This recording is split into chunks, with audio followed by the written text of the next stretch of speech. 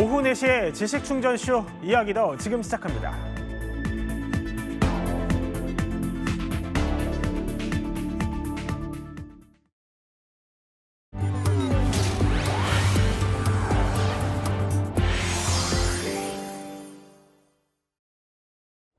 자, 속도를 내야 한다. 여야가 일단 통일교 특검을 하자는데 합의는 했죠. 자, 그런데 시작부터 힘겨루기가 보통이 아닙니다. 좀처럼 양보를 할 기미가 없다 보니까요.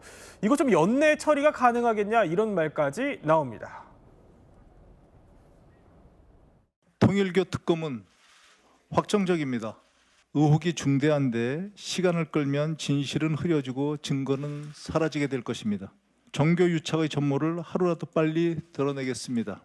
여야가 협의한 결과 각자 특검법을 발의한 이후에 협의를 계속하자고 했습니다. 금일 중으로 개혁신당과의 공동 발의 법안을 확정하고 특검법을 발의하도록 하겠습니다. 자, 조금 전에 들어온 속보부터 한번 짚고 가볼게요. 국민의힘이랑 개혁신당이 통일교 이거 특검 법안 공동으로 제출을 했어요. 저렇게요. 일단 뭔 내용이 담겼습니까? 일단은 제가 그 내용을 한번 뽑아왔습니다. 속보를 네. 보면서 제가 설명을 드릴게요. 가장 중요한 거는 여야 정치인의 통일교에 대한 금품수수 의혹 규명이잖아요. 이것부터 규명하자. 그리고 개혁신당과 국민의힘이 그 합의한 것 중에 이 부분이 있습니다. 바로 민중기 특검이 이제 여권이랑 여권 인사들의 어떤 의혹을 은폐하지 않았냐. 은폐 의혹도 들여다보자. 이것이 2번이고요. 세 번째는 통일교 관련해서는 정당 가입 동원이 있었다라는 의혹도 들여다보자. 그리고 20대, 21대 대선 함께 이 개입을 통일교가 했는지도 함께 들여다보자는 겁니다. 그렇군요. 그리고 뭐 직무유기 공직자라든지 또 사건 수사 중에 인지범죄가 더 있다면 하자는 거고요. 그다음에 어떻게 사실은 특검을 추천할 것이냐 이거 가지고 방식 놓고 지금 엇갈리고 있는데 네. 국민의힘과 개혁신당이 지금 내놓은 것은 자 법원 행정처장이 국회의장에 특검 후보자 2명을 추천하면 대통령이 3일 이내 1명을 임명해야 한다. 그러니까 특검 추천권을 또 법원 행정처장 그러니까 제3자에게 준다. 요것이 좀 다른 대목인데요. 지금 민주당하고는 좀 생각이 엇갈려가지고 진통이 예상됩니다.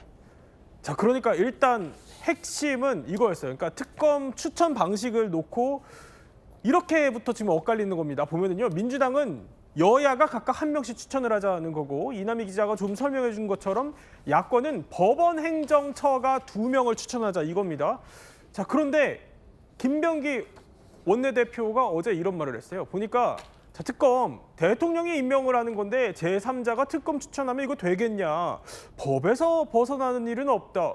이게 무슨 말이에요? 법적인 차이가 있다는 얘기예요. 사실 좀 이게 법적으로 오류가 있다 이렇게 보기엔 조금 어려워요. 왜냐하면 지금 시행하고 있는 게 상설특검이라고 한다라고 하면 상설특검에서는 엄연히 이제 특검을 어떻게 추천을 하고 어떻게 임명하는지 절차가 나와 있기 때문에 그에 따라야 되지만 지금은 사실은 특별법으로 만들자는 거잖아요. 그러면 특별법에서는 특검을 어떻게 추천을 하고 누가 추천하는지는 충분히 이제 다양하게 정할 수가 있습니다. 그리고 제3자 추천이 대통령의 임명권을 좀 침해한다 이렇게 보기가 어려운 게요.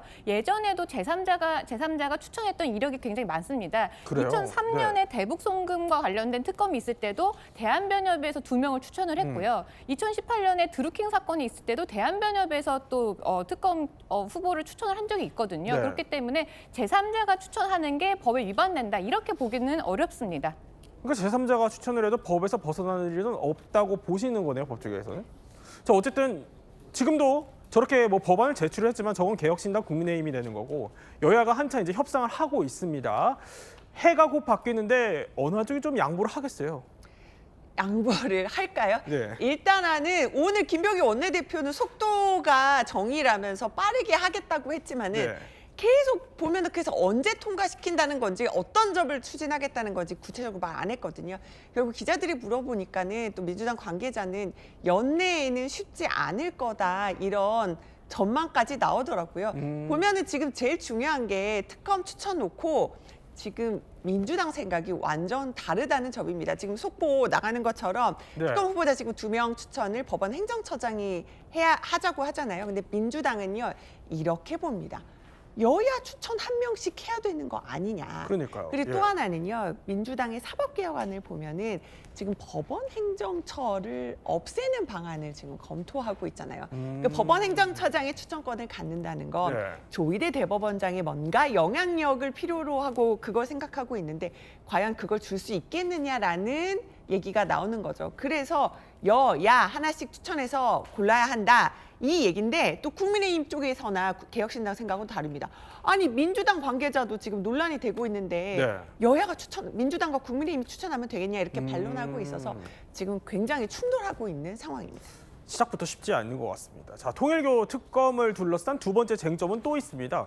바로 민중기 특검의 편파 수사 의혹을 이번 통일교 특검 수사 대상에 이거 포함시킬지 말지를 놓고도요. 벌써부터 여야가 신경전을 벌이고 있습니다.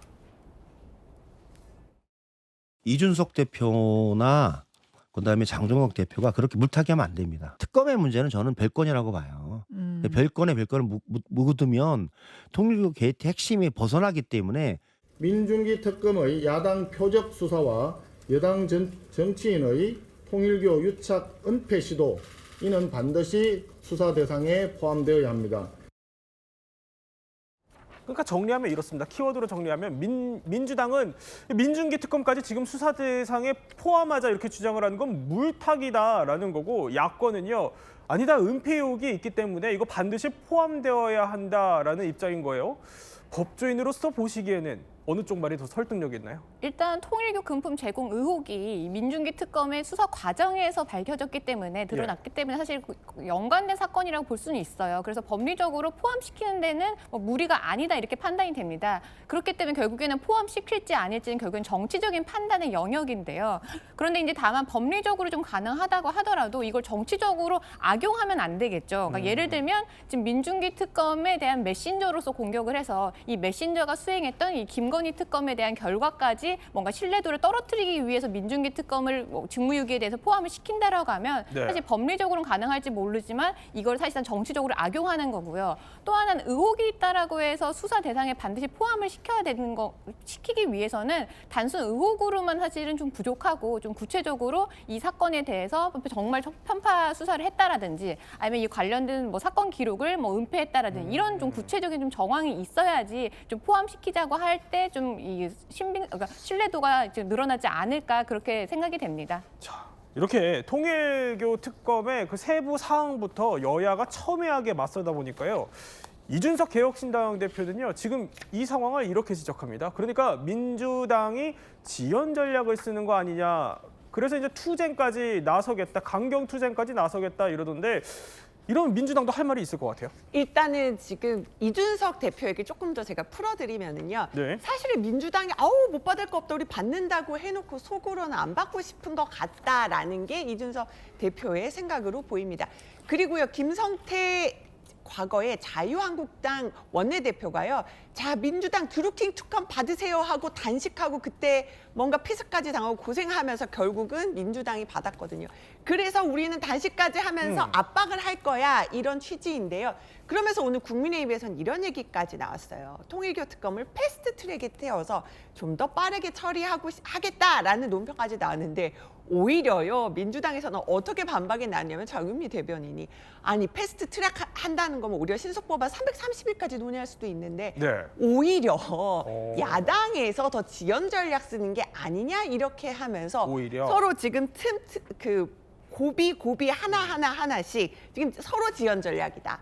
서로 못 받겠다 하면서 계속 충돌을 하고 있는 상황입니다. 그러니까 지연 전략 놓고도 지금 또 의견이 있는 생각이 거예요. 다릅니다. 자, 근데 이러면은 이남희 기자, 이거 연내 처리 가능하긴 해요? 지금 보면 대장동 이거 항소포기 국정조사도 이거 아직 지지부진하죠? 어제 그랬거든요. 그 민주당에서 예. 통일교 특검 받겠다고 나오니까 혹시 야당에서는 대장동 항소포기 국정조사도 민주당이 하자고 해놓고 계속 안 하고 있는데 비슷해지는 거 아니야 이런 의심이 나왔는데 국정조사 당연히 지금 안 되는 상황입니다. 결국은 하자라고 서로 얘기하고 있지만은 네. 워낙 서로의 생각이 엇갈리기 때문에 이거 쉽게 되겠나라는 관측이 나오고요. 일단 어제도 합의가 빨리 안 됐기 때문에 일단 여야가 각자 특별법을 발의해 놓고 그때 논의하자고 했거든요. 좀 지켜봐야 될 것 같습니다. 연내 시간에 쫓기는 건 수사도 마찬가지예요. 그런데 이번에 그 통일교 의혹으로 입건된 김규환 전 의원이 한학자 총재와 같이 찍힌 사진이 있어요? 네, 이때까지 지금 김규환 전 의원 같은 경우는 이 통일교 그리고 뭐 윤 전 본부장에 대해서는 전혀 관련이 없다 이렇게 입장을 고수해 왔는데요. 네. 그런데 지난 2019년 천안에서 열렸던 통일교 행사에 저렇게 한학자 총재와 이거군요. 찍힌 예. 사진이 이제 발견이 된 겁니다. 또 다른 사진에는 같은 날 행사장에서 찍혔던 다른 사진에는 윤 전 본부장과 찍은 사진도 있었는데요. 이때 이 행사에서 이 김규환 전 의원은 축사를 했던 것으로 알려져 있어요. 그래서 막 축사에서 한국은 아버지 나라, 일본은 어머니 나라로 양국은 한 가족이고 한 총재님의 말씀을 경청해야 된다. 이런 축사를 했다라는 게 또 통일교 소식지에도 좀 기록이 남아 있는 상황입니다. 그런데 지금 이 김규환 전 의원 입장에서는 이 축사는 그냥 부탁받아서 한 것이지. 네. 그래서 뭐 저렇게 사진을 찍은 것이지 금품 수수와는 전혀 관련이 없다라는 뭐 이전의 입장을 고수했습니다. 그러니까 금품 수수와는 무관하다. 나는 축사는 부탁받은 대로 했을 뿐이다라는 반론까지 지금 저희 전해드렸습니다. 자, 통일교 의혹은 저희가 또 계속해서 전해드리기로 하겠습니다. 다음 이야기 하나 또 준비되어 있습니다. 결국 방송인 전현무 씨마저 경찰 수사 선상에 올랐다고 합니다. 9년 전 한 예능 프로그램에 스치듯이 등장을 했던 차량 링거 장면이 주사 이모 의혹과 맞물리면서 불똥이 튀었다고 합니다. 자, 사실 앞서서 저희가 한번 전해드렸어요. 상당히 빠른 당시 이제 해명이 나왔었는데 이 명확하게 선을 그었었는데 경찰 수사가 착수됐다. 이런 소식이 들렸군요. 그렇습니다. 왜냐하면 고발장이 접수됐기 때문이죠. 전현무 소속사는 아니라고 빨리 진화해 나섰는데 네네. 고발장이 강남경찰서에 접수가 된 겁니다. 뭐냐면 2019년에 분명히 이제 기안 84가 그때 방송대상 시상식에서 박나래도 링거 맞았지만 전현무도 맞았다고 링거 투혼을 발휘했다는 식으로 얘기를 했는데 자 그렇다면 이 장면이 그것과 연관성이 있는 것 아니냐라는 의혹을 제기하고 고발장을 접수시키니까 경찰 입장에서는 소속사가 아니라고 하더라도 사실관계 확인에 나서야 되겠다 한 거고요. 또 하나 이제 그 이른바 주사 이모의 SNS 계정에 전현무 씨 이름의 팔로워가 있기 때문에 이런 부분도 한번 그럼 객관성 정리 차원에서 네. 조사해야 되겠다 해서 바로 조사에 착수한 것 같습니다. 일단 뭐 경찰이 따져봐야겠다 이렇게 그렇죠. 판단을 한 거군요. 자, 그러니까 전현무 씨가 또 나흘 만에 소속사 측에서 다시 한번 해명을 내놨어요. 한번 짚어볼까요? 그렇습니다. 그러니까 전현무 씨는 그렇다고 하더라도 네. 우리 입장에서는 이거는 그 분명하게 의료진이 그때 처방해 준 걸로 이건 링거를 맞은 거다. 우리 그때 뭐 위염, 식도염 이런 걸로 인해서 매우 아플 텐데 그렇게 해서 소염 진통제 중심으로 링거를 맞은 건데 이거는 불법이 아니고 진료 기록에 다 포함되어 있는 거고 병원이 허가한 상황이다. 그리고 이 링거 수액을 다 맞은 다음에 네. 잔여물을 폐기물을 의료 폐기물이잖아요. 그러니까 예. 그대로 병원에 반납까지 해서 법적으로 아무런 문제가 없고 이 모든 사항은 우리가 적법한 의료 시술 테두리 내에서 한 것이고 병원의 허가를 받아서 한 것이기 때문에 했다고 얘기를 했습니다. 그런데 어쨌든 이렇게까지 전반적인 모든 사실을 자신에게 진료 기록부까지 공개하면서 적극 대응에 나섰는데 네. 어쨌든 고발장이 접수되고 경찰이 수사에 나선 만큼 어디까지 갈지는 좀 지켜봐야 할 것 같습니다. 아니 그러니까 지금 보면 이거 뭐 이런 진료 기록부나 수입부 통계 아까 잠깐 자료 화면에 네. 나왔었는데 이런 것까지 다 지금 전현무 씨 측에서 공개를 한 거죠. 그렇죠. 지금 이거요. 네, 그렇습니다. 그러니까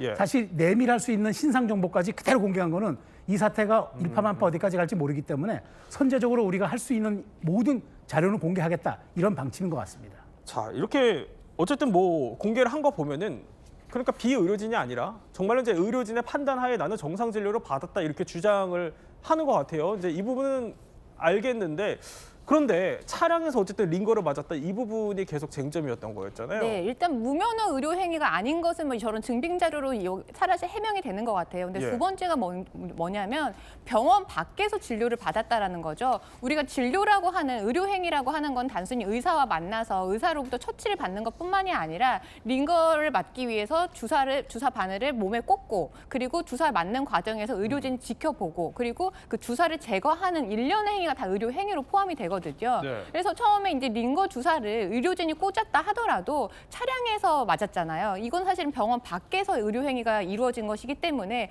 이 부분은 문제가 될 수가 있는 겁니다. 근데 다만 뭐 법적으로 예외적으로 응급 환자인 경우에는 우리 구급차에서도 의료 행위가 이루어지기도 하잖아요. 네. 그리고 환자가 의식이 불명하거나 거동이 불편한 경우에는 의사가 직접 가서, 그러니까 병원이 아닌 외부인 제3의 장소에서 왕진을 했을 때는 의료 행위가 가능한데, 과연 저 차량 안에서 이 링거를 맞을 때 과연 의료진이 동행을 했느냐, 그러니까 왕진에 해당이 되느냐, 아니면 전현무 씨가 정말 이 거동이 불편할 정도로 아니면 응급 상태라서 이런 법적인 예외 조항에 따라서 의료기관 외에서 의료 행위를 받을 수 있는 그 상황이었느냐, 이게 사실은 관건이 될 것 같습니다. 아, 그러면은 그러니까 전현무 씨가 이렇게 해명을 하잖아요. 보면은 자, 이렇게 수액을 처치한 후에 의료 폐기물도 반납을 했다, 나는. 근데 그럼 이 부분도 경찰이 이게 의료법 위반에 해당이 되는지 안 되는지 따져봐야 된다, 이런 부분이군요. 네, 맞습니다. 그리고 일단 그 의료 행위를 첫 폐기물 자체를 반납한 것뿐만이 아니라 네.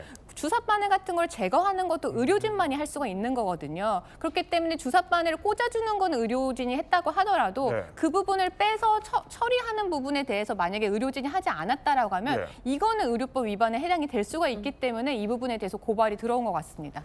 자, 어쨌든 지금 이제 9년 전 일이에요. 이게 공소시효가 지난번에 저희가 따져봤을 때 지났다라는 얘기들도 했었는데, 그럼 이걸 지금 경찰이 들여다보는 이유는 뭘까요?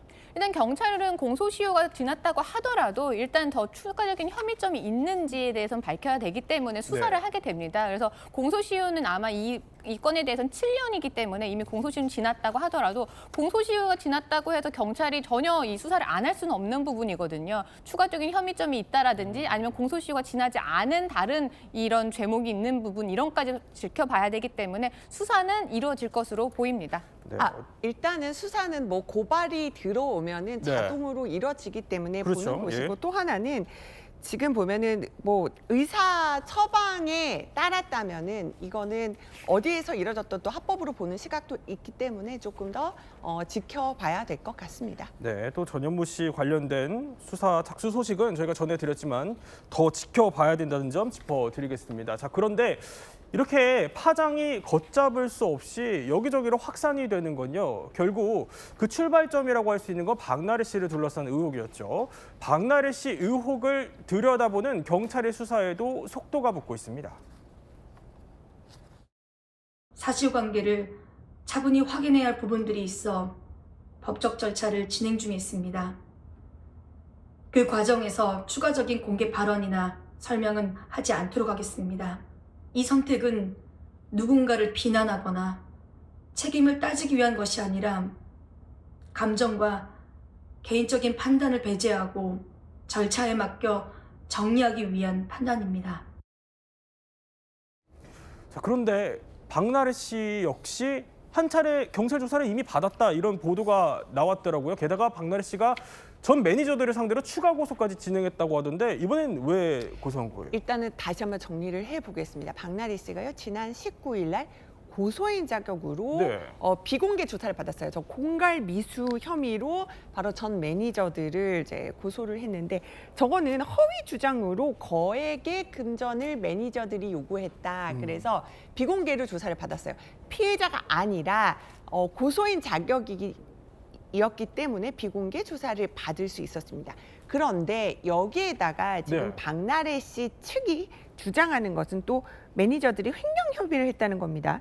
개인 법인을 세운 뒤에 해당 범위 내 에이전시 비용 명목으로 일부 자금이 빠져나간 정황을 포착했다면서 네. 지금 횡령 혐의로 추가 고소를 한 건데, 이것도 조사가 좀 이루어져야 할 것으로 보이고요.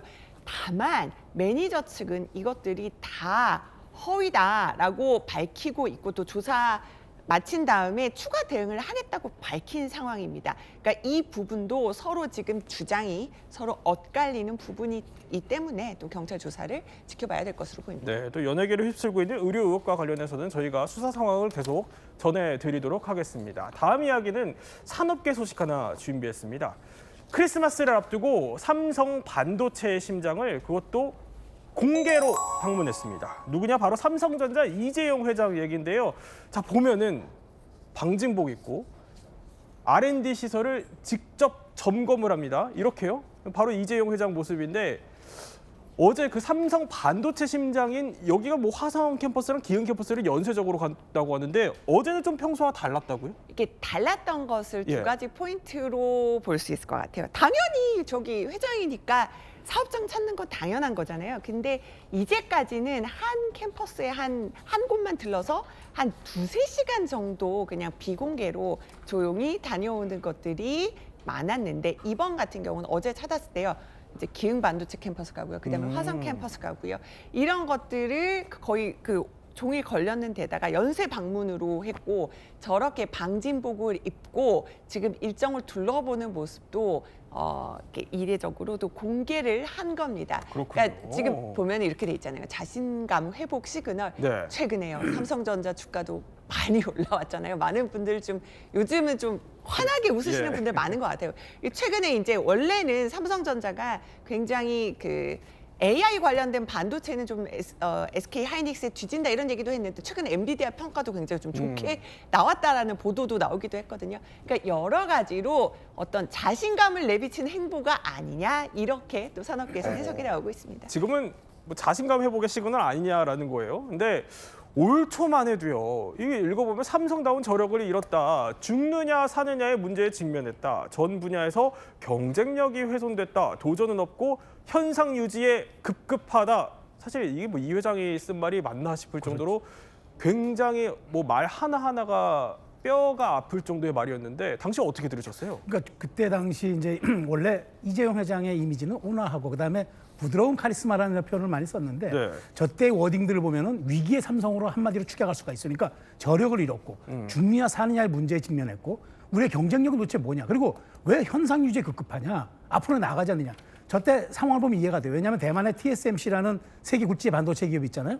거의 세계를 석권하다시피 했고 삼성의 반도체 장악력이 굉장히 쪼그라들고 있다는 그때 그 위기설이 나오던 때였고 네. 그때 또 맞물려서 이른바 삼전의 주가도 하락세를 면치 못하고 있었기 때문에 그것을 지휘하는 이재용 회장 입장에서는 엄청난 위기의식을 느끼고 그다음에 본인이 원래 언어가 아니지만 강한 메시지를 통해서 다시 한번 삼성의 뭔가 변화를 이끌어내는 그런 이제 강한 워딩을 썼는데 올 연말에 이렇게 짧은 시간에 이어지고 나서는 바로 또 삼성의 자신감이 회복되는 것 같아서 한 해 너무 많은 격세지감을 느끼고 있습니다. 자, 이렇게 이재용 회장의 어떻게 보면 이미지, 평소 이미지와는 조금 달랐던 그 강한 질타가 아마 어쩌면은 좀 이 사람을 떠올린 게 아니었을까 싶기도 합니다. 바꾸려면 철저히 바꿔. 극단적으로 얘기해. 농담이 아니야. 마누라 자식 빼는 건 다 바꿔봐. 전 세계가 국제화로 가는 이 시기에 이제는 삼성이 안 변하면은 영원히 국가적으로 1위고 기업으로도 2류 내지 2.56 잘 해봐야 1.56까지는 갈 수 있을지 모르겠다. 1류는 절대 안 된다는 얘기예요. 지금 안 변하면. 자, 사실 근데 이제 올해 초까지만 해도 굉장히 좀 비장했는데 이제 그래도 자신감을 좀 회복할 만한 성과가 좀 있었어요? 네, 뭐 어제 그 이재용 회장 표정 보면요 굉장히 좋아 보였거든요. 예. 근데 표정이 좋을 수밖에 없었습니다. 일단 먼저 삼성전자 주가 흐름을 보면요. 올해 초 첫 거래일에 삼성전자는 53,500원이었습니다. 그런데 오늘은요 11만 1,500원으로 사실은 장을 마감했거든요. 사실은 이제 거의 1년 사이에 예. 2배 이상의 이제 수익률이 올라간 거니까 사실 좀 자신감이 있을 수밖에 없고요. 더구나 최근에 이제 디램의 가격이 굉장히 상승하고 있는 상황인데 삼성전자는 지금 이 기회를 놓치지 않고 최대로 지금 생산 능력을 가동하고 있습니다. 그러다 보니까 곧 이 디램 시장의 점유율을 다시 1위로 복귀하지 않겠느냐라고 긍정적인 지금 평가가 이어지고 있는 상황입니다. 자, 아무래도 이런 배경에는 그 누구보다 바쁘게 뛰었던 총수가 있었겠죠. 저희가 한번 그래픽으로 정리를 좀 해봤습니다. 자, 보면은 굵직굵직한 일정들을 한번 정리를 해봤어요. 2월에는 샘 올트먼 손정희 회동이 있었고요. 3월에는 시진핑 주석과의 만남, 8월에는 한미정상회담 경제사절단 젠슨왕 등과의 논의, 또 10월에는 마로라고까지 갔었고요. 12월에는 테슬라 반도체 협력 논의까지. 자, 정리만 해도 이 정도인데 아마 이 중에서 국민들 뇌리에 좀 가장 강하게 각인됐다고 해야 될까요? 그 장면은 이 장면이 아니었을까 싶기도 합니다. Are we gonna get something to drink? I'm gonna have to. Oh, wow. our partnership and future of the world. When I was using Samsung GDDR, you were still a child.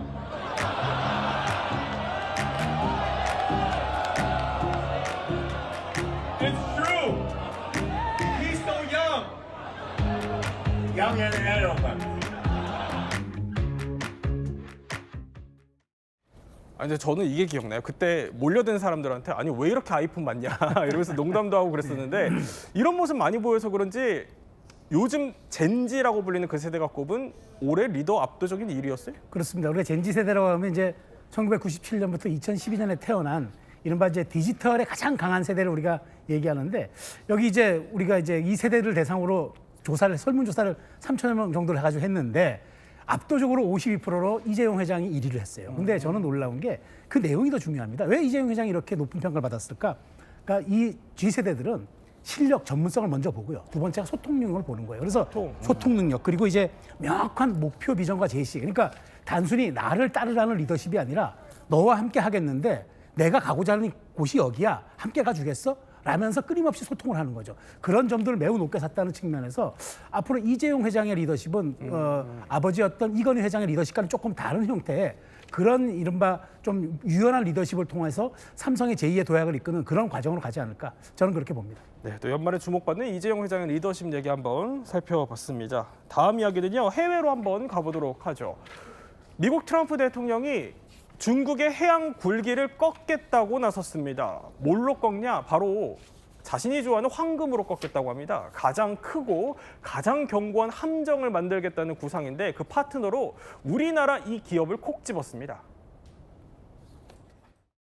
This exciting announcement of the new Golden Fleet. As Commander-in-Chief, it is my great honor to announce that I have approved a plan for the Navy to begin the construction of two brand new, very large, the largest we've ever built, battleships. The Navy announced a brand new class of frigate, and they're going to be working with the South Korean company, Hanwha Good Company. 그러니까 트럼프가 해군력 강화하겠다면서 지금 뭐 새로운 함정 만들겠다 이런 구상을 내놓은 건데 아니 이름부터 황금이던데 이거 진짜 금으로 만드는 거예요? 정말 금으로 만들면은 외형만 만들다가 아마 망할 겁니다. 포탄 만들 돈이 없어가지고. 근데 그만큼 그 지금 우리 세계가 가장 지금 주목하고 있는 금값만큼 네. 그렇게 강력하고도 화려한 그 군사 진용을 갖추겠고 구축하겠다는 거죠. 그러니까 한마디로 얘기하면은 지금 현재 한 9,500톤급 구축함으로 네. 함대가 구성되는데 이거 가지고 안 된다. 3만 4만 톤급으로 만들겠고 그다음에 극초음속 미사일 같은 어떤 전략 무기들, 장거리 무기를 탑재한 초고속 그런 어떤 최신형 함대를 만들어서 해양 세계 재패를 하겠다 이런 구상입니다. 지금 사실 중국과 패권 경쟁을 하는 입장에서 네. 해양 무기 강화가 굉장히 중요한 화두로 부상하고 있는데 그렇죠. 트럼프의 해군력은 그야말로 우리 이제 물론 삼성 하나 그러니까 우리 하나와 같이 한번 이렇게 손을 잡는 거지만 어쨌든 이 해양 패권 굴기를 향해서 강력하게 나가겠다는 것을 황금이라는 단어로 잘 추가한 것이 아닌가 저는 이렇게 봅니다. 그러니까 이름만 황금이었던 거네요. 그렇습니다. 자, 어쨌든 뭐 그래도 황금 이 구상이 역사상 트럼프는 뭐 가장 크게 만들겠다. 기존 아이오와급보다는 100배 이상 강력할 거다라면서 어쨌든 크고 단단하게 만들겠다 이걸 계속 강조를 하던데 자, 이건 알겠습니다만 이름을 트럼프급으로 명명한다라고 하던데 이래도 되는 거예요? 원래는 안 되죠. 트럼프 스타일이죠. 네. 일단은 아이오와급 방금 봤잖아요. 기존 아이오와급 전함급 군함 같은 경우는 그렇죠. 그 주 이름을 따서 그래서 네. 아이오와급 나왔잖아요. 그러다가 또 하나 일례를 들면요. 항모에는 사실 올해 1월에 네. 바이든 대통령이 항모 이름 지으면서 클린턴, 부시함이라고 했어요. 그러니까 관례적으로는요. 보통 이런 항모 같은 거는 전직 대통령의 이름을 붙이거든요. 근데 트럼프는요. 트럼프함, 트럼프. 이렇게 본인 이름을 강조하잖아요. 아, 그러니까 전직이 아니라 내 이름? 내 이름, 내가 이렇게 얘기한 거니까요. 그래서 가디언지가 자기의 전입 가경이다 이렇게 얘기했는데요. 제가 이 얘기 하나만 더 드릴게요. 저기 워싱턴 DC에 보면은 굉장히 유명한 케네디 센터라고 공연장 있거든요. 그 공연장 이름도 최근에 트럼프가 트럼프 케네디 센터로 이름을 바꿨거든요. 바꿨어요? 네, 바꿨어요. 최근에 그렇게 바꾼다고 발표를 했는데 모든 어떤 자기 업적에 이렇게 자기 이름을 붙이고 있는 모습이 지금 두드러지는 상황입니다. 자, 그런데요. 트럼프는요. 역점 사업마다 계속해서 황금을 붙여왔습니다. 이른바 황금 시리즈 저희가 한번 준비를 해봤어요.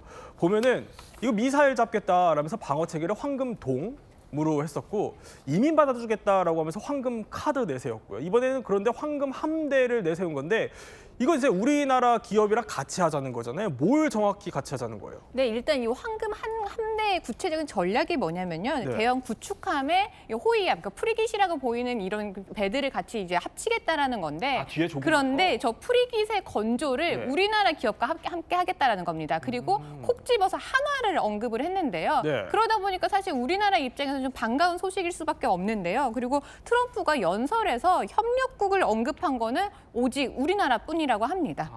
그러니까 뒤에 저렇게 호위함을 우리나라가 이제 맡게 된다는 건데 이거 반가운 소식이 아닐 수 없어요. 그러다 보니까 마스가 1호다 이런 얘기도 나오던데 어쨌든 이 수익성 측면에서 우리한테 도움이 돼야 될 거 아니에요? 그렇게 긍정적으로 평가가 돼요. 왜냐하면 이 군함은요, 건조를 하는 비용보다 네. 실제로 유지하는 비용, 그러니까 MRO 비용이 훨씬 더 많이 들어가거든요. 그래서 이 연간 이 미국의 이 MRO 시장이 20조 원 정도 된다라고 해요. 네. 그러다 보니까 우리나라 기업이 만약에 이 MRO 시장에 들어간다라고 하면 큰 수익을 얻을 수가 있는 건데 하나오션 같은 경우는 예전에 이미 이 미 해군의 군수 지원함이 월리 시라후아와 유코노의 정비를 실제로 한 적이 있거든요. 근데 이 당시에 하나가 거둔 수익이요 10%가 넘었어요. 그러니까 굉장히 많은 수익이 발생을 한 거죠. 그리고 하나오션 같은 경우는 필라델피아에 있는 건조 이 공장을 인수를 했잖아요. 그러다 보니까 사실은 MRO 시장에 들어갈 수 있는 직접적인 교두보가 만들어진 상황이다 보니까 이번 이 기회가 하나오션이라든지 우리나라 이제 건조 산업에는 굉장히 긍정적으로 이 영향이 미치지 않을까 그렇게 예상이 됩니다. 한마디로 쉽게 말하면 만들어주고 나면 나중에 유지보수로 좀 이득을 볼 수 있다 이런 얘기군요. 그런데 자 이렇게 자신의 이름을 함정에 떡하니 붙인 트럼프가요. 그런데 남의 나라 또 땅인 그린란드를 또다시 넘봐서 논란입니다. 이번에는 특사를 보내겠다고 하네요. We need Greenland, very importantly, for international security. We need Greenland for national protection. 최승 평론가. 네. 그동안 이거 그린란드 네. 미국 영토에 편입시키겠다 이렇게 공언을 해왔었잖아요. 네. 근데 이렇게 특사까지 보내면 이거 반발이 좀 클 텐데요. 반발이 크죠. 뭐 근데 트럼프가 뭐 그린란드만 합니까? 파나마 운하도 내 것이야. 그래서 파나마도 내가 접수해야 되고 캐나다는 국가 아니야. 우리 주의 하나야. 그래서 총리를 주지사로 불러서 또 논란이 많이 됐었잖아요. 저렇게 끊임없이 위대한 미국을 향해서 나아가는데 저게 남의 나라에겐 재앙이라는 거죠. 근데 그린란드가 어떻게 미국 땅입니까? 국제법 원칙에 따라서 그거는 국경과 주권은 당연히 그 나라에 귀속되는 게 맞는데 네. 트럼프는 어쨌든 국어로서 상징적으로 어쨌든 위대한 미국을 얘기하면서 하는 거지만 과연 저것이 국제적인 보편 가치에 상충되다 보니까 그런 측면에서 트럼프의 저는 언행과 기행은 앞으로도 많은 논란거리가 될 것 같습니다. 네, 오늘 이야기 또 이렇게 핵심만 살펴봤습니다. 이번에는 몰랐던 이야기 더 시간입니다. 지식 충전 지금 시작합니다.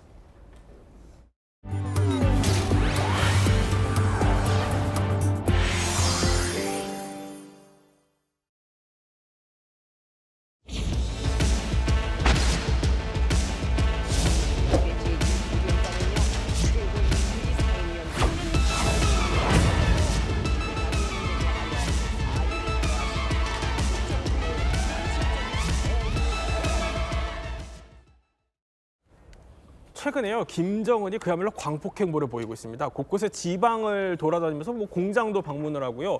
자, 조금 전에 북한이 또 이런 보도를 공개했습니다. 영상 하나 볼까요? 자, 여기가 북한 인근 백두산 인근 삼지연입니다. 보면은 저렇게 김정은을 태운 차량이 눈발을 날리면서 미끄러지듯 내려오고요. 자, 백두산의 저기가 새로 지어진 호텔 개장식에 참석하는 모습인데요. 차에서 누가 내리냐? 가죽 재킷 입은 김정은 뒤에 보면은 김주애가 또 따라서 같이 내립니다. 요새 계속 같이 내리죠. 뭐 보면은 자, 최선희도 모습을 드러냈고요. 그런데 뭐 거의 엄마인 리설주는 안 보이다시피 하고요. 저렇게 손을 꼭 잡고 여기저기 호텔 뭐 최신식 시설 둘러보는 모습들 보여주고 있습니다. 저렇게 딸과 독대하는 모습까지 연출하면서 어떻게 보면 좀 자상한 아버지 연출을 하려는 것 같기도 하고요. 알뜰살뜰 챙기는 모습인데 요즘 저렇게 행보를 보이면서 유독 강조하는 메시지가 있어요.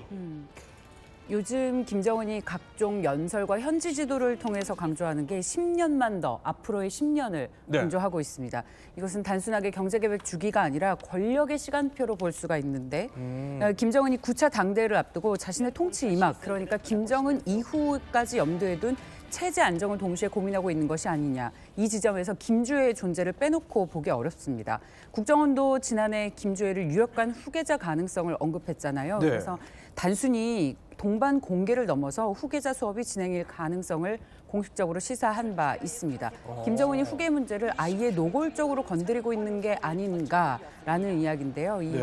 김정은이 겪었던 불안정성을 자녀 세대에는 반복하지 않겠다는 학습 효과로 볼 수 있고, 왜냐하면 이제 불안정하게 되면 그 고스란히 김주의 부담으로 전가가 될 수 있기 때문이에요. 그래서 최근에 김정은이 강조하고 있는 체제 10년은 김정은 개인의 업적을 완성하는 것과 동시에 권력 세습의 바닥판을 다지는 시간이 아닌가라는 해석이 나오고 있습니다. 그러니까 어떻게 보면 10년만 더 필요하다. 그러니까 시간이 필요하다 이런 얘기네요. 김정은 입장에서는. 근데 이런 얘기가 나오는 게 두 가지예요. 첫 번째로 김정은의 좀 건강이 좀 문제가 있는 거 아니냐라고 하는 건데 우리 태공사님 보시기엔 어때요? 요즘 보도들 많이 나오거든요. 네, 일단 김정은의 건강 이상설이 계속 제기되고 있는데 이 이상설이 계속 제기되고 있는 첫 번째 이유는 김정은 본인이 이런 이상설을 만들어내고 있습니다.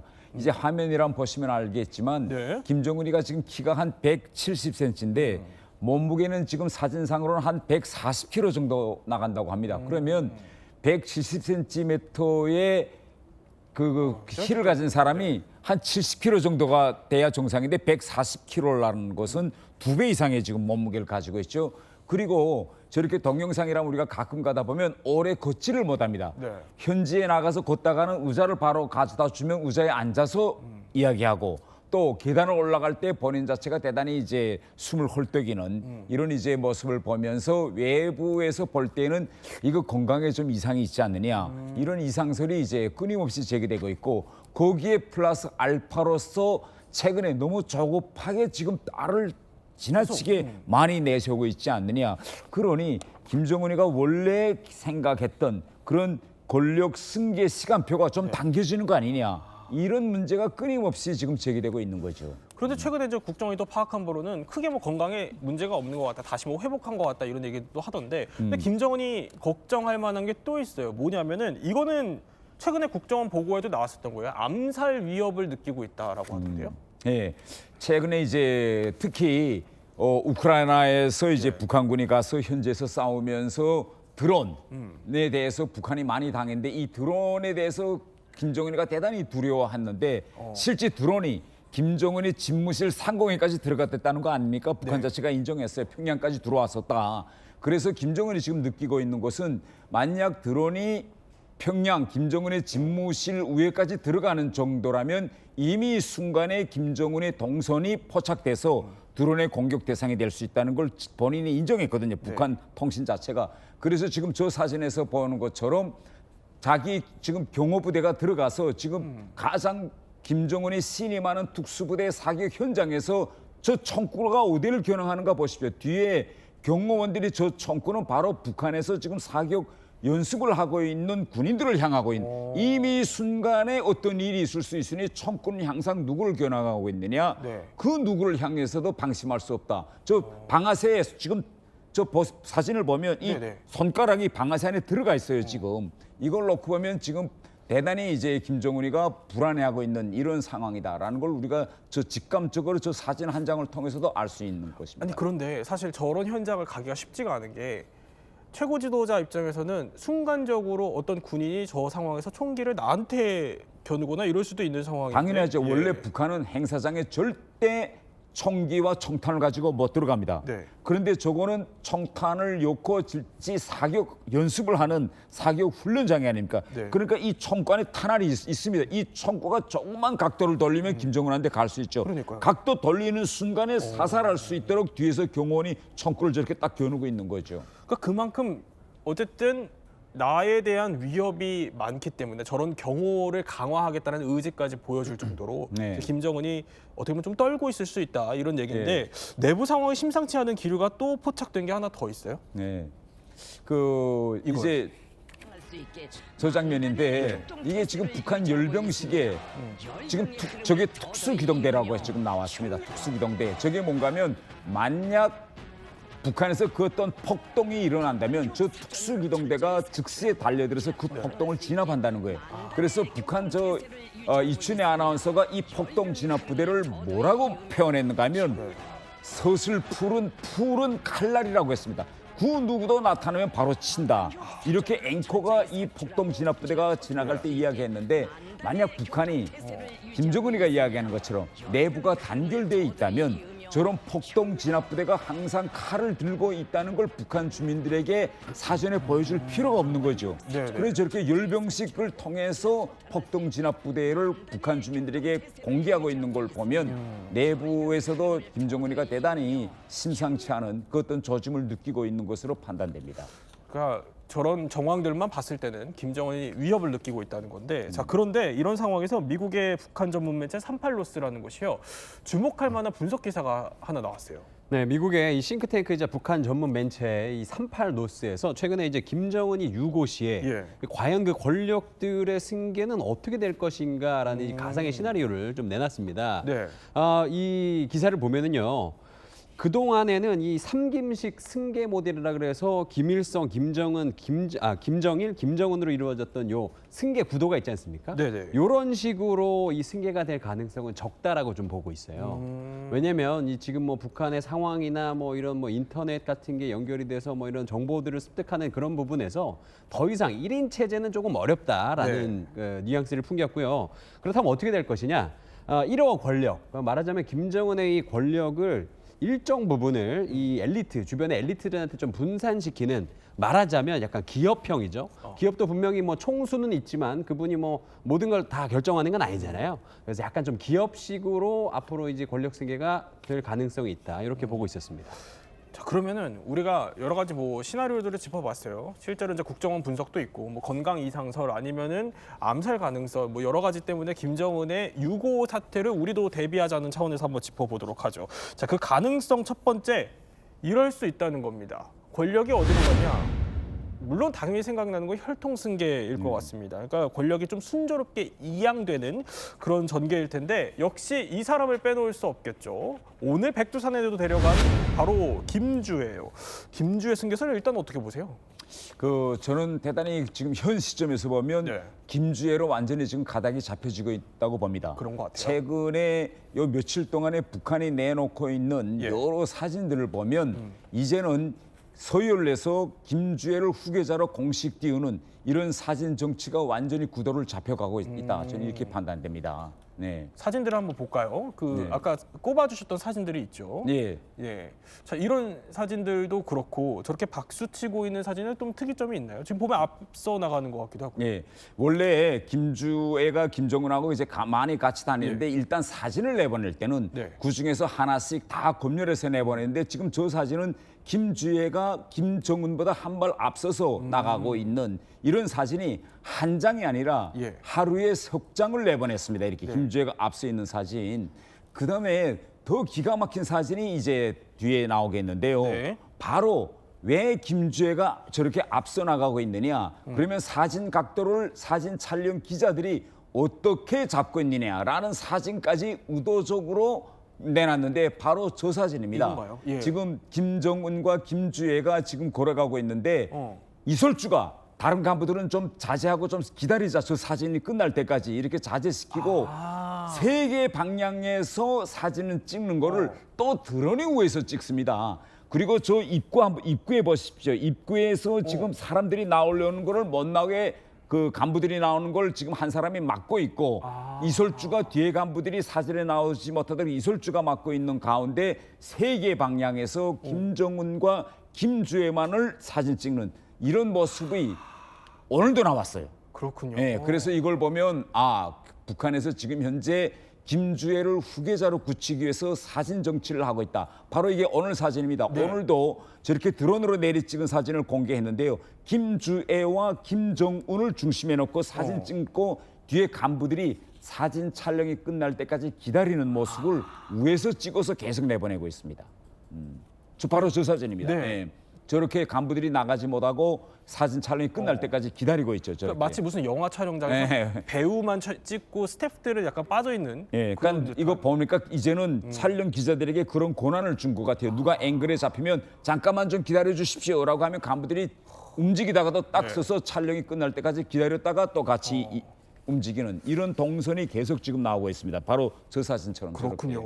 또 예리한 시각으로 우리 공사님이 분석을 해주셨는데 최근에 어떤 사진입니다.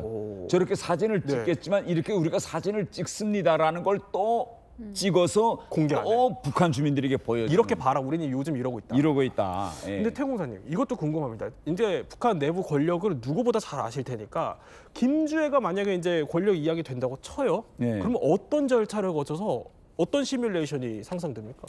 지금 김주애를 후계자로 당장 김정은이 심정은 선포하기 쉽겠죠. 그런데 북한 당규에 의하면 후계자로 공식하려면 당 회의를 통과해야 됩니다. 당 전원회를 통과해야 되는데 그러면 당원이어야 되는데 당원은 미성년자가 될 수가 없어요. 성년이 만 18세가 돼야 당원이 되는데 아직 18세가 안 되니까 지금 아마 빨리 18세가 됐으면 그래 당원이 돼야 당 전원회에서 공식 후계 절차를 밟을 수 있는데 그게 지금 김정은으로서는 매우 안타까운 이런 아마 한계라고 생각합니다. 근데 그런 당규를 또 뜯어 고칠 수도 있는 거 아니에요? 그러면 이거 대단히 코미디하게 되죠. 아니 미성년자도 당원이 될 수 있다. 미성년자라는 건 결국은 우리 치르면 중학교, 고등학교 학생들인데 이게 뭐 당이 그야말로 정당이 미성년자들까지도 다 들어가는 그런 뭐 중학교냐 뭐 이렇게 될 수 있기 때문에 그런 코미디까지는 아마 가지 않을 것 같습니다. 뭐 코미디라고 표현을 하셨지만 근데 어쨌든 김주애가 지금 만 12세 그리고 지금 이제 초등학생이다 보니까 아직 어리고 노동당 당규에도 이제 당원으로 되게 어렵다 이런 말씀이신 거니까 그러다 보니까 당장 권력을 이양받는데 무리가 있어서 이 사람이 떠오릅니다. 바로 평양의 저승사자라고 불리는 김여정인데 일단 눈길을 끕니다. 평양의 저승사자 이게 어느 정도의 위상이 있길래 그렇죠? 제가 북한에 있을 때 김여정의 역할은 뭔가 하면 김정은이가 등장하기 전 1호 행사에서 1호 행사 총괄을 했어요. 그래서 먼저 김여정이 와서 간부들 서열을 보고 어느 위치에 서달라 저 행사 대열은 어떻게 움직여달라 총괄하고 본인이 오케이 하면 김정은이가 등장했죠. 그러니까 김정은의 동선과 스케줄을 짜는 총책이 김여정이었기 때문에 당연히 김여정을 통해서 자기 의사가 김정은에게 전달되도록 그렇게 북한 간부들이 김여정에게 대단히 집중되는 이런 현상이 한동안 갔는데 최근에는 그 행사 총괄 권한이 현송을 한 데 갔다가 최근에는 김여정이 대단히 힘이 많이 빠지는 그런 이제 모습들이 북한 지금 매체를 통해서 보여지고 있습니다. 근데 초창기만 해도요. 저도 취재를 해봤을 때 김정은이 만약에 유고시에는 그래도 김여정이 가능성이 있다라고 해서 북한 권력의 내부에서 좀 김여정 쪽으로 좀 줄을 대는 사람들 이런 사람들이 적지 않았다고 하던데요. 예, 당연하죠. 왜냐하면 김정은이 이제 임기 초창기에는 이설주는 결국은 결혼해서 김씨 일가의 며느리로 아내로 가지 들어왔기 때문에 그때 당시에는 초창기니까 내조 위주로 애도 낳아야 되고 키워야 되고 있고 또 김정은이라는 자녀들은 아직 어리지 않았습니까? 그러니까 김정은 다음에 김씨 일가에서 그 역할을 할 건 김여정밖에 없었습니다. 그런데 지금은 이제 13년이 지났는데 결국은 이설주도 아내의 위치로부터 이제는 당당히 부인의 위치로 올라섰고 어린 애들이었던 김주애도 이제는 뭐 나이는 아직 어리지만 이제 키람 이런 거 보면 오히려 자기 어머니 이설주보다 더 크고 그렇게 해서 외부적으로 볼 때는 당연히 성년처럼 보이는 그런 이제 변화 과정이 이루어졌기 때문에 이제는 이설주가 전면에 나서서 김여정을 견제하는 이런 권력이 이동하고 있다. 저는 이렇게 보여집니다. 그러면은 김정은이 만약에 6.25 사태가 벌어지면은 리설주와 김여정 간에 다툼이 벌어질 수도 있다 이런 얘기예요? 그 다툼이 벌어지겠는데 아마 그러한 상황을 미리 예견해서 김정은이 지금 아마 북한 간부들에게 이 권력 이 교통 정리를 지금 빠른 속도로 하는 것 같습니다. 일단 김주애로 만약 김주애가 정무적인 판단 능력이 부족할 때는 김여정을 통해서 김주애를 조정하는 것이 아니라 수렴 청전은 누가 하느냐 이설주가 하는 걸로 이렇게 지금 권력 서열을 짜고 있는 것으로 보여집니다. 짧게 여쭤보면은 김여정 얘기 하나만 더 여쭤보면 김여정을 직접 보셨던 네. 거죠? 실제로 보면은 권력을 이양받을 만한 인물입니까? 정책적이나 그다음에 전략적인 마인드는 없습니다. 가장 중요한 거는 김여정이가 대학을 졸업하지 못했어요. 그래서 대학을 졸업하지 못하고 스위스 왔는데 네. 빨리 자기 오빠인 김정은을 도와줘야 하니까 김일성 종합대학에 특설반이라는 걸 만들어서 속성 교육을 했습니다. 그래서 이 모든 정황 판단에서 국정을 운용할 수 있는 그런 능력까지는 안 되는 걸로 이렇게 보여집니다. 뭐 리더십을 갖춘 인물은 아닌 걸로 보인다라는 거군요. 자, 그런데 북한에서 어쨌든 권력 다툼이라는 것은 일종의 뭐 사실상 생존이라고 해야 될까? 이것과 또 직결된 문제이기도 합니다. 그 단적인 장면을 보여주는 사건이 하나 있었는데 영상으로 한번 볼까요? 2017년 2월 13일 말레이시아 쿠알라룸푸르 공항이죠. 신경계 화학 물질에 비슷된 김정남. 독극물에 노출된 지 불과 30분 만에 사망을 했습니다. 이 사건 직후에 근데 반북 단체의 도움으로 또 급히 피신을 한 게 김정남의 가족들로 알려져 있고요. Hi, my name's Kim Han-sol from North Korea, part of the Kim family. Here's my passport. My father has been killed a few days ago. I'm currently with my mother and my sister. 자, 이 김정남 피살은 북한 내부 그 권력 다툼의 끝이 어디까지 갈 수 있는지를 극단적으로 좀 보여주는 사건인데 그래서 나온 두 번째 시나리오는 이겁니다. 바로 북한 내외부에서 쿠데타가 일어날 수 있다라는 설인데 이게 현실이 된다면 가장 먼저 거론되는 이름이 있습니다. 바로 피살된 김정남의 아들 백두혈통 김한솔입니다. 쿠데타의 주인공이라고 좀 표현하기는 그렇지만 일단 계속 거론되는 데는 이유가 있어요. 그러니까 김한솔이 북한 쿠데타의 장본인으로 거론이 되는 이유는 실제로 그가 정치 행동을 하고 있어서라기보다는 만약에 체제가 변화되는 국면 속에서 활용될 수 있는 상징적인 조건을 모두 갖춘 인물이기 때문에 그래요. 우선 혈통입니다. 김한솔은 김일성, 김정일, 김정남으로 이어지는 백두혈통의 장손이자 적통이잖아요. 네. 북한 내부에서는 특히 여전히 엘리트 관료층에서는 장자 중심의 혈통 인식이 완전히 사라지지 않았기 때문에 이게 김주의 후계 구도와 맞물리면서 비교 대상으로 여전히 거론이 돼요.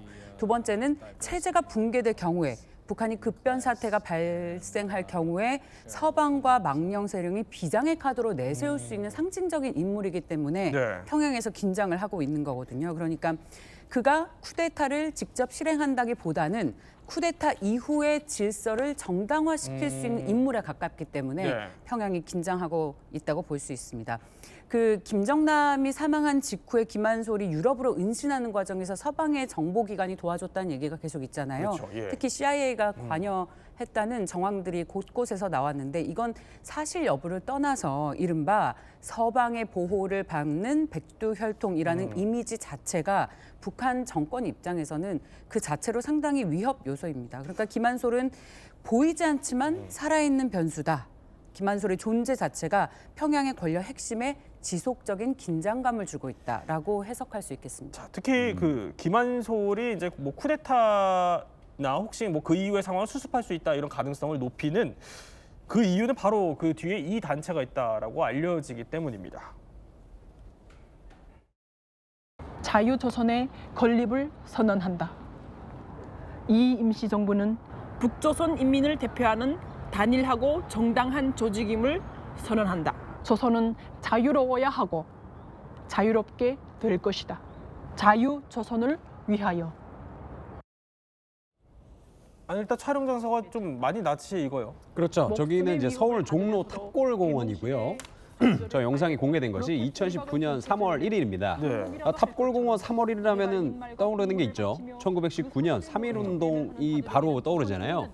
여기 우리 민족에게 굉장히 중요한 이벤트였는데 아무래도 같은 날짜에 같은 장소에 저런 영상을 찍었다는 건 아무래도 뭐 그 상징성 같은 걸 좀 강조를 한 것 같아요. 그런데 이 자유조선이라는 이 단체는 원래 이름이 천리마 민방위라는 단체였습니다. 근데 네. 이제 2019년에 저 영상을 발표하면서 이제 개명을 한 겁니다. 근데 이들은 자신들을 이제 북한의 임시정부라고 부르면서 자신들을 이렇게 좀 반체제 지하 조직이라고 설명을 하고 있는데요. 그동안 굉장히 많은 일들을 했습니다. 일단은 뭐 김한솔을 비롯해서 김정남 암살 이후에 그 가족들을 보호하는 역할을 했다라고 주장을 하고 있고요. 그리고 또 2019년에는 스페인에 있는 북한 대사관에 침입을 해서 거기에 있는 뭐 이 직원들이나 뭐 그분들을 이제 결박하고 거기에 있는 하드디스크에 있는 북한 관련 정보들을 빼오려고 했던 이런 또 전력을 가지고 있습니다. 그런데 이 단체가 우리가 지금 하고 있는 이 쿠데타의 가능성을 좀 높인다고 해야 될까요? 그럴 만한 영상을 지금 박세암 교수님이 하나 준비하셨죠? 네. 영상 보시면 자유조선이 2019년에 공개한 영상이에요. 겉으로 보면은 체제 비판 영상으로 보일 수 있는데 지금 김일성과 김정일의 초상화를 바닥에 던지잖아요. 네네. 이거는 혈통의 정통성 자체를 부정한다라는 정치적 선언이고요. 체제 전복의 상징 행위로 간주할 수 있습니다. 영상의 주체가 누구냐? 자유조선은 스스로 임시정부 성격의 조직이라고 규정했다고 말씀을 해주셨잖아요. 김한솔과 가족을 보호하고 이동시켰다고 공개적으로 주장한 이 단체는 단순히 반체제를 넘어서서 백두 혈통의 다른 관리를 실질적으로 보호하고 관리하고 있다는 메시지를 함께 던지는 겁니다. 그래서 이게 그러면 쿠데타 영상이냐라는 질문인데 중요한 건 내일 당장 쿠데타가 일어난다가 아니라 북한 엘리트 내에서도 충분히 쿠데타를 상상할 수 있는 조건 하나가 만들어졌다라는 상징적인 의미를 부여하고 있습니다. 근데 공사님, 저게 만약에 이제 주장대로 북한 내부라고 가정을 하고 실제 그러면은 쿠데타가 이 자유조선이라는 단체를 필두로 일어날 수 있는 가능성은 어떻게 보세요? 그 쿠데타의 주체가 자유조선이라고 보기는 좀 힘듭니다. 왜냐하면 쿠데타라는 건 어차피 군인이 해야 되고 총인과 이제 무기가 들어가야 되잖아요. 그러니까 자유조선이 이걸 할 수 있다는 건 잘 안 되는데 문제는 뭔가 하면 김한솔이가 지금 미국의 보호하에 있다는 겁니다. 그러니까 우리가 수천 년의 우리나라 역사를 뒤돌아보면 항상 우리 주변 대국들은 왕족을 이제 인질로 데리고 있다가 대체 인물로 바꾸려고 하는 이런 시도들이 뭐 이시조선 때는 중국에서 그랬거든요. 그리고 지금은 현재 김한솔이 미국에 있기 때문에 앞으로 북한에서 그 어떤 유고 사태에서 혼란이 생길 때 그러면 미국이 이런 대국이 김한솔을 대체물로 내세울지 않을지 대단히 이제 큰 변수로 되고 있는 것만은 사실입니다. 또 그런 목적이기 때문에 지금 현재 미국이 김한솔을 데려다가 보호해주고 일체 여느 사람들은 접근도 할 수 없고 어디에 있는지도 모르게 철저히 숨겨놓고 있다는 그런 이제 주장도 제기되고 있습니다. 그런데요. 또 거론되는 인물이 바로 있습니다. 바로 누구냐? 이 쿠데타 시나리오에서 이 사람이 거론됐고요. 수문여루 김평일. 이 사람이 어떤 사람이길래 그렇죠? 저 김평일은 김일성의 이제 둘째 아들 김정일의 이복 동생이죠. 그런데 솔직히 이 김정일이 후계자로 낙점되기 전까지는 북한 내부에서 간부들이 다 김일성의 둘째 아들을 후계자로 내세울 거라고 했어요. 그리고 이 김평일이가 북한에서 평양시 시내 중심에 폭동 진압 탱크 부대가 있었는데 탱크 부대 여단장이었습니다. 그래서 김일성이 항상 간부들을 모아내면 앞으로 조국 통일은 군대에는 김평일이가 쥐고 있고 당은 김정일이가 쥐고 있어라 이런 말을 계속했기 때문에 혹시 김평일로 되고 있지 않느냐라는 그런 구도에 대해서 많은 사람들이 생각했는데 마지막에는 맏아들인 장자인 김정일로 낙점되는 바람에 김평일 쪽에 줄을 섰던 사람들은 몽땅 다 좌천됐죠. 그래도 좌천됐더라도 아직 뭐 지지가 남아있을 수도 있다 이런. 지금 현재 북한에서 김평일과 함께했던 사람들은 다 지방으로 나가거나 권력의 자리에서 다 물러났습니다. 자, 그런데 지금까지 우리가 짚어본 이 모든 시나리오를 한 번에 뒤집을 수 있는 마지막 변수가 있습니다. 뭐냐? 바로 김정일의 숨겨진 아들이요? 숨겨진 아들이 있어요? 글쎄요. 북한 내부에서 김정은에게 아들이 있다라는 말은 많이 돌았는데 과연 그게 김주애의 오빠냐 아니면 동생이냐 여기에 대해서는 아직도 그 누구도 명백하게 확인할 수는 없는 이런 상황입니다. 그렇군요. 자, 그런데 이 모든 시나리오보다 김정은이 또 두려워할 수 있는 결말이 있겠죠. 바로 이겁니다. 체제 붕괴 가능성인데 일단 북한 내부에서 체제가 붕괴될 수 있다는 건데 이거 영상이 하나 준비가 되어 있죠? 네, 맞습니다. 일단 영상 보시면서 설명드리겠습니다. 김정은의 지시라든지 또 노동당의 지시 이런 데에 대해서 별로 크게 무게를 두지 않는 그런 이제 특성을 가지고 네, 그래서요. 지금 그 북한에서 젊은 세대들, MZ 세대들을 중심으로 이제 북한에 좀 반발되는 이런 글들을 이제 벽면에 새기거나 뭐 아니면은 뭐 무덤에 뭐 기념비 같은 데다가 페인트를 뿌리거나 뭐 이런 일들이 벌어지고 있다라고 하는 거예요. 아, 저렇게요? 네, 그래서 벽면에 보시면 뭐 체제를 비판한 욕설 같은 거 이제 쓰고요. 심지어 지워지지 않게 기름으로 덧칠 같은 걸 또 하고 있다고 합니다. 그리고 또 방금 뭐 보셨듯이 회색 비석에다가 검은색 액체 뿌리고 빠르게 도망가는 모습도 담겼고요. 그런 거 보니까 사실은 이게 민심이라는 게 저런 데서 이제 드러나는 거지 않습니까? 네. 그래서 아무래도 이 체제 붕괴에 대한 두려움 김정은이 분명히 느끼고 있을 것 같다 볼 수 있습니다. 저게 진짜 북한이 맞다면 저 영상들이 네. 그러면 굉장히 좀 심각한 것 같은데요? 근데 저 정도가 아닙니다. 제가 북한에 있을 때 어떤 일이 있었는가 하면 김일성의 생가, 말하자면 북한에서 혁명의 요람이라고 하는 김일성의 생가, 만경대 고향집에 문짝이 아침에 나가니까 없었어요. 근데 문제는 바로 그 옆에서 경찰이 총을 차고 24시간 지켰는데 새벽에야 문짝이 없어진 걸 알았어요. 그 후에 전국 시베령을 때려가지고 잡긴 잡았지만 잡아놓고 왜 김일성의 생가에 문짝을 뗐느냐 하니까 답변이 대단히 과간해요. 뭐래요? 너무 배가 고파서 이 문짝을 가지고 압록강을 넘어가면 혹시 한국에서 사가지 않을까. 그래서 이 문짝을 팔려고 뗐다. 그래서 이게 북한 평양에서 대단히 큰 센세이션이었고 이것 때문에 북한의 사회안전성에서 현지의 분주소 소장, 우리 말하면 파출소 소장이죠. 그로부터 수많은 사람이 목이 날아나는 일까지 있었습니다.